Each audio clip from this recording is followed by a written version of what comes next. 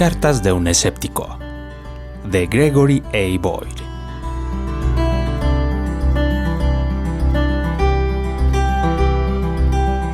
Parte 1. Preguntas sobre Dios.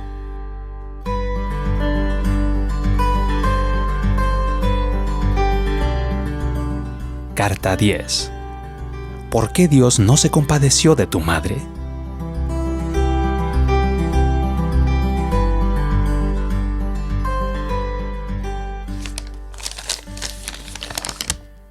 ...18 de octubre de 1989. Querido Greg, tengo que reconocer que tu argumento es bastante persuasivo. Nunca antes había oído algo así. ¿Es de tu creación? Tiene sentido lo que dices sobre que nuestras características personales tienen que venir de alguna parte y deben tener sus raíces en algo. Me parece particularmente convincente lo que dices sobre la moralidad y la razón. Por eso mi fuerza tiene características personales. Pero no estoy seguro hasta dónde nos ha llevado Greg, porque no veo que importen las características que tiene Dios. Él sigue como muy poco interesado en nosotros. ¿Y cuál podría ser el beneficio de creer en un Dios cuyas características personales lo muestran muy poco interesado en ti y en mí? No quiero seguir insistiendo en lo mismo, pero si Él estuviese personalmente interesado en nosotros los seres humanos en la forma que tú y los nacidos de nuevo dicen que lo está, no me explico cómo ha podido dejarnos ir cuesta abajo por tanto tiempo. Solo piensa en esto, Greg. ¿Sabes qué fácil habría sido para Dios eliminar a Hitler y salvar la vida de todos aquellos niños judíos? ¿Por qué no abortar a aquel bastardo antes de que naciera? ¿O mandarle una enfermedad mortal cuando era niño? Ocurre a cada rato. ¿Por qué no a él? Y aquí hay otro aspecto de la religión que jamás he entendido: la oración. Si Dios está interesado personalmente en nosotros, como dices, podemos hablar con Él. ¿Pero nos escucha? No lo creo.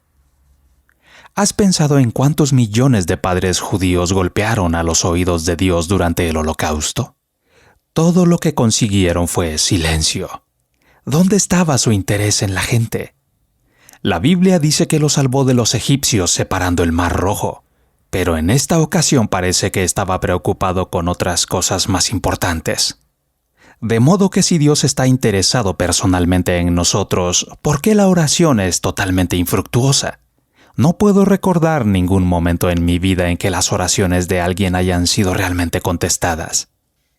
Tony acostumbraba a decir que Leona y la abuela Raz eran poderosas en la oración. Y yo siempre me pregunté qué las hacía poderosas, porque para mí sus oraciones eran totalmente infructuosas. Leona amontonaba oraciones en las novenas y oraba hasta que sus rodillas no daban más. Y yo siempre pensé que su probabilidad de éxito en lograr la atención de Dios y que éste contestara oraciones era la misma que lo que se hace al azar. Mientras Arlyle estaba muriendo, todos orábamos hasta que nos poníamos azules. Hasta los niños oraban. Quizá Dios no escucha las oraciones de adultos pecadores, pero a lo menos debería escuchar el clamor de los hijos de esos adultos. Pero no. Ustedes se quedaron sin su mamá, y eso puso en acción una historia desafortunada que conoces muy bien. Si Dios estuviera personalmente interesado en nosotros, se habría compadecido de tu madre y no nos habría enviado un dolor tan grande. Supongo que vas a tratar de explicar esto con tu teoría de la guerra cósmica, pero parece más fácil sencillamente llegar a la conclusión que Él no hizo nada. Cualquiera que sea su agenda personal en relación con el universo, no veo que tenga mucho que ver con nuestro pequeño planeta Tierra. A ver cómo contestas esto, escrito con la mano en el corazón. Con todo mi amor, papá.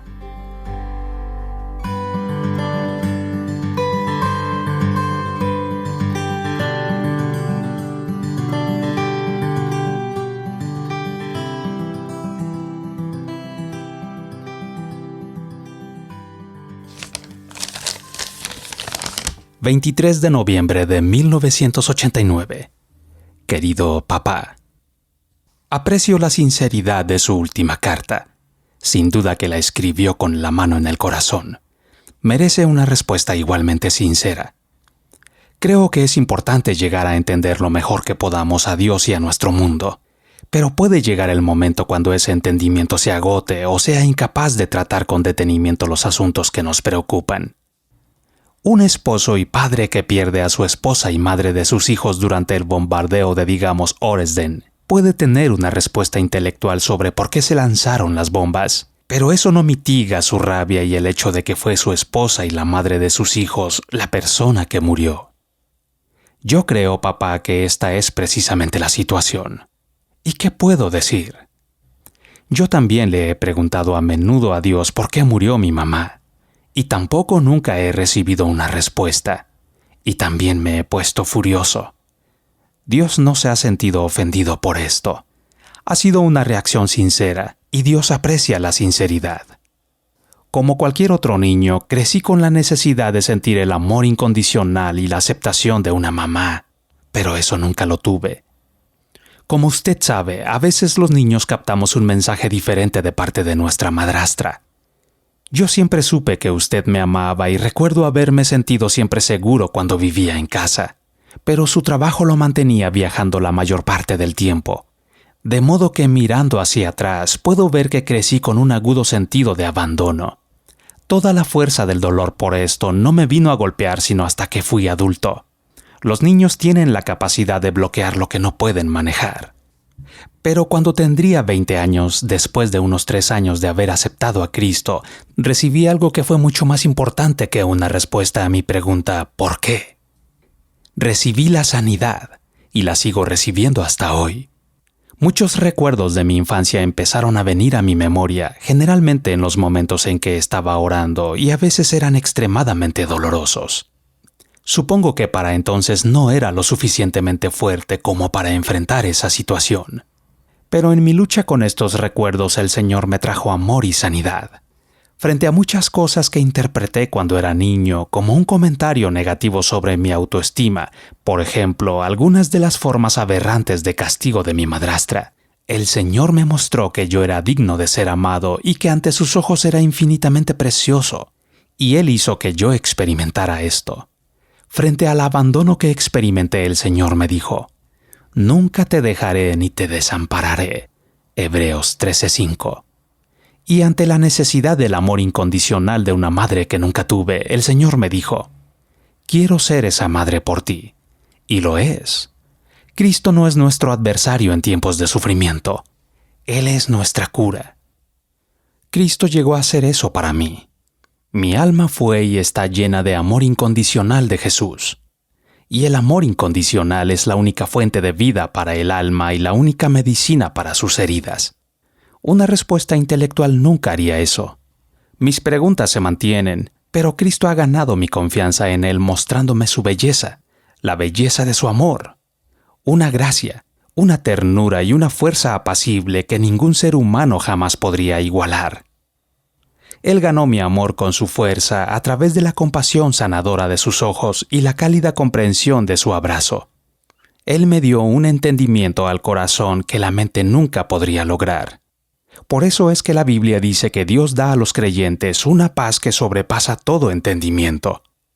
Lo que también experimenté, papá, y que se ve a través del Nuevo Testamento, es que Jesús sufre con nosotros en nuestro sufrimiento. Así es como nos ama en nuestro sufrimiento. Uno de sus nombres en el Nuevo Testamento es Emmanuel, que quiere decir Dios con nosotros. No importa lo bajo que lleguemos, Dios está con nosotros. Está allá abajo esperándonos. No está en un planeta distante, indiferente a nuestro apuro. Él está en medio de todo lo que nosotros estamos pasando. Quizá recuerde que durante mi primer año en la universidad pasé por un largo periodo de serias dudas sobre la verdad del cristianismo. Este problema que hemos venido analizando, el problema del mal, estaba en el centro de todo. Me sentía atrapado entre dos convicciones opuestas. El mundo con toda su belleza, diseño, capacidad y características personales demandaba que hubiera un Dios. Pero al mismo tiempo pensaba que el sufrimiento del mundo dice que no puede haber un Dios. Todo eso cayó sobre mí una fría noche de febrero en que caminaba de regreso a una clase de astronomía en la Universidad de Minnesota. Al pensar en la grandeza de las estrellas que había estado observando, me encontré diciéndome, tiene que haber un Dios. Pero al pensar en la pesadilla de Auschwitz me decía, no puede haber un Dios. Los dos pensamientos batallaban entre sí a una velocidad increíble. Me sentía atormentado. Finalmente, mientras me encontraba en mi auto, miré al cielo y grité con una voz llena de ira. El único Dios en el que puedo creer es aquel que sabe a primera mano lo que es ser un niño judío enterrado vivo y sabe lo que es ser una madre judía que ve cómo entierran a su hijo.